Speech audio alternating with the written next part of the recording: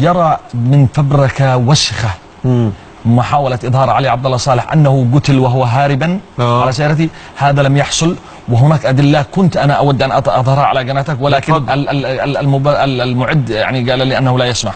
علي عبد الله صالح إيه اللي كنت عايز تعرضه؟ يعني شواهد على أن علي عبد الله صالح قتل ليس اليوم. صور مثلا؟ نعم، لم يقتل اليوم وإنما قتل بالأمس. قتل داخل منزله وهو يقاتل قتال الأبطال، وهذه شهادة لابد أن يعرفها التاريخ، أن علي عبد الله صالح لن ينسحب. علي عبد الله صالح قتل بناء على خيانة تمت ما بين قطر يعني لأن الحوثيين لم يعرفوا مكانه. علي عبد الله صالح كان هو ماكر ومخادع جدا وقيادي عسكري محنك، لم يكن في مكان محدد ومعروف، ولذلك الحوثيين بحثوا عليه في كل المربعات الأمنية التي كان يتوقعون فيها وجود علي عبد الله صالح. لم يعلموا بمكانه إلا عن طريق أحد المقربين إليه، وهو من كان وزير دفاعه في يوم من الأيام، وهو اللواء عبد الملك السياني، وهو ينتسب سلاليا إلى هذه الجماعة، يعني من تدعي أنها هاشمية. نعم، هذا الرجل ومن ابناء منطقته من سنحان تواصل مع علي عبد الله صالح عن طريق قطر انهم يريدون الى تهدئه.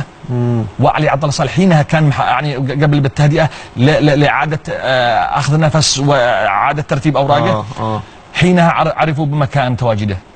يعني فكرة التهدئة لم تكن مقصود بها من قبل قطر إلا أن يعرفوا مكانه. هو بس الفكرة احنا نعرف هو فين.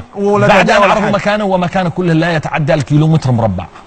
هذا تم يعني أنا أتكلم، كنت أتواصل مع أحد زملائي الموجود هناك، قال نحن نتعرض كل متر في الأرض إلى 4 قذائف في كل متر.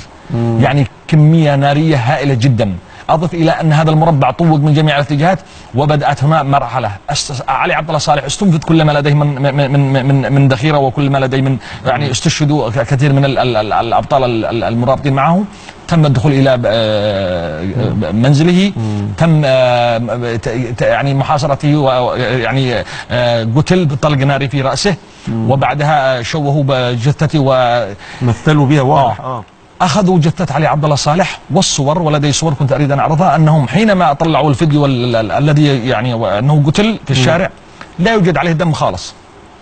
وهذا يدل على أنه لم يقتل وليد اللحظة، وإنما قتل في مكان، وحتى صورته شاحبة جدا، وأنه قتل من قبلها بيوم. أضف إلى ذلك أن الصور التي بعثت كانت لصور بطائق علي عبد الله صالح ومتعلقاته الشخصية كانت داخل منزل وليست داخل في الشارع. علي عبد الله صالح لم يكن يوما جبانا، ونحن نعلم هذا الشيء مهما اختلفنا معه ونحبه أو نكرهه، لكنه كان رجل مقاتل وحربي من الدرجة الأولى. هم حاولوا بهذا الشكل أن يظهروا لأنصار علي عبد الله صالح أن علي عبد الله صالح كان سوف يبيعكم وكان هاربا ويترككم تلاقوا الموت. يعني كان في غرض سياسي من تصوير الأمر على أنه كان يهرب، وبالتالي يعني كان سوف يترككم يعني تلاقوا الموت. فمحاولة خلق نوع من الانقسام أو الفتنة داخل القوات المتحالفة.